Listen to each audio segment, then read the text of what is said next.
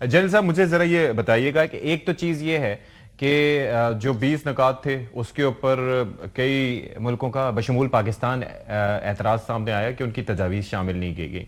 Number one ये। Number two, ये जो ट्रस्ट डेफिसिट है बिटवीन इसराइल एंड हमास, और ख़ास तौर पर the reason is because Israel is the aggressor, is the occupier, और सारे जो जेनोसाइड है वही कर रहा था। और फिर उसको कौन यकीन दिला पाएगा कि जी हमास अगर डिसआर्म होना भी चाहे तो वो यकीन कर लेगा कि हाँ जी वो वाकई जा चुके हैं, क्योंकि कुछ बैद नहीं है। तो कैसे ये मामला सॉर्ट हो सकता है आपकी नजर में? जी, बिस्मिल्लाहिर्रहमानिर्रहीम। Ishfaq, thank you very much for the invite, और मोहम्मद अली साहब को भी मेरा बहुत सलाम। देखिए, हम यही तो सबसे बड़ा जो स्टम्बलिंग ब्लॉक कह लें या जो एक हर्डल है, वो यही चंद नुकात होंगे कि हमास डिसआर्म होना चाहेगी या नहीं होना चाहेगी।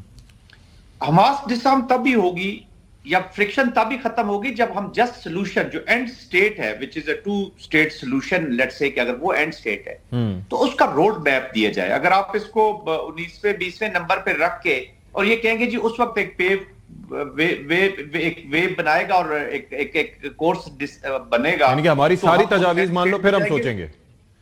हाँ, तो फिर सोचेंगे, तो अगर सोचेंगे तो फिर हमास छोड़े, फ्रिक्शन कहीं ना कहीं से कुछ और निकल आएगा जी, वो इस तरह खत्म नहीं होता। फिर ऑल इंक्लूसिव देखे ना, आपने शाम में अहमद अल शरा को उसका वो वर्दी उतारी और उसको आपने सूट पहना के वहां पे तो एडजस्ट कर ली। मैं ये नहीं कह रहा कि आप इनको हैंड ओवर कर दें।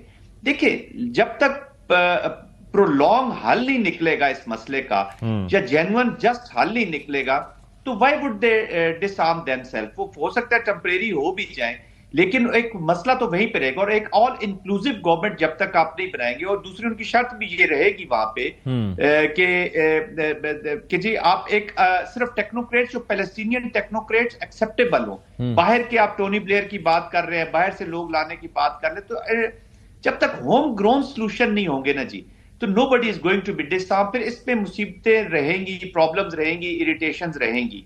और दूसरा, अगर इजरायली, जैसे अभी मोहम्मद अली साहब भी फरमा रहे थे कि इजरायली बूट्स ऑन ग्राउंड है, तो फिर तो वॉर इज ऑन। और अगर, और क्योंकि अभी देखिए एक और इंपॉर्टेंट चीज है कि डोमेस्टिक प्रेशर बड़ा है नेतन्याहू के ऊपर।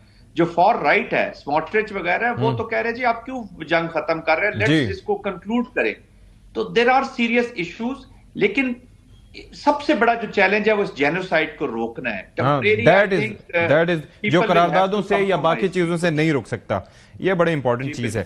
जनरल साहब, योर थॉट्स ऑन दैट, कि एक तो सरक्रीक का मामले पे दोबारा से क्यों, और फिर कराची का तज़किरा भी राजनाथ सिंह ने किया, और दूसरा कितना डेंट पहुंचा है ये? वाकई जो बात कर रहे हैं कि एक नेट रीजनल स्टेबलाइजर का एक टर्म यूज की जा रही थी, वो अब उससे वो पीछे उसको डाउनग्रेड कर दिया गया है, तो ये भी बड़ा एक चैलेंजिंग होगा इंडियंस के लिए बर्दाश्त करना।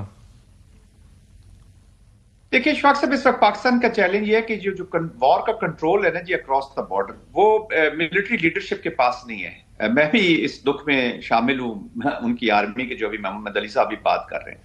तो control is with the political terrorist, जो आरएसएस संघ परिवार है, और ये उन्हीं का मिलिटेंट विंग बन गया कि ये कोई मिलिट्री एप्लीकेशन करे।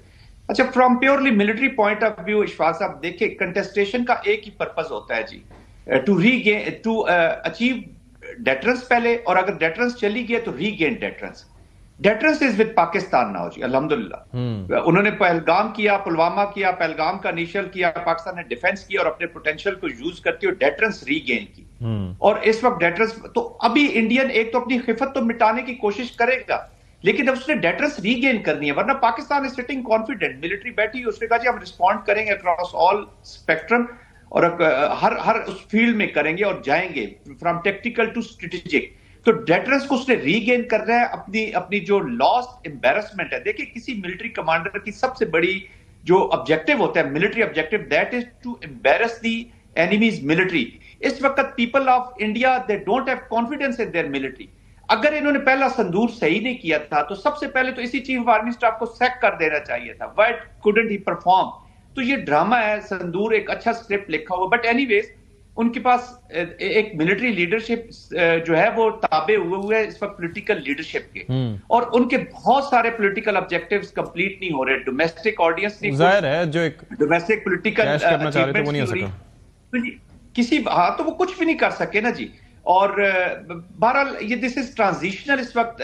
जो मोहम्मद अली साहब बात करते हैं उसमें मैं से एक नुक्ते पे मैं बात करना चाहूंगा विद ऑल माय रिस्पेक्ट। ये ट्रांजिशनल नाराजगी मुझे लगती है, या ट्रांजिशनल, क्योंकि अमेरिका किसी वक्त भी वापस जा सकता है जी, इंडिया के साथ उसके इंटरेस्ट हो सकता है, तो ये हमारे लिए भी विंडो ऑफ अपॉर्चुनिटीज है for a very small time. इसमें हमने देखना है कि हम इसका कितना भरपूर फायदा उठा सकते हैं। इसलिए तो मैं कहता हूं कि होल ऑफ नेशन अप्रोच के साथ हमारी national capability, capacity, national military capacity भी है, कैपेबिलिटी भी है, नेशनल विल भी है। लेकिन नेशनल कैपेबिलिटी तब भी होती है जब आप इकोनॉमिक, डिप्लोमेटिक, पॉलिटिकल हर मोड में इतने स्ट्रांग हो जाए कि इंडिया 10 दफा सोचे कि हम पाकिस्तान के साथ अब उस पोजीशन में है या नहीं है।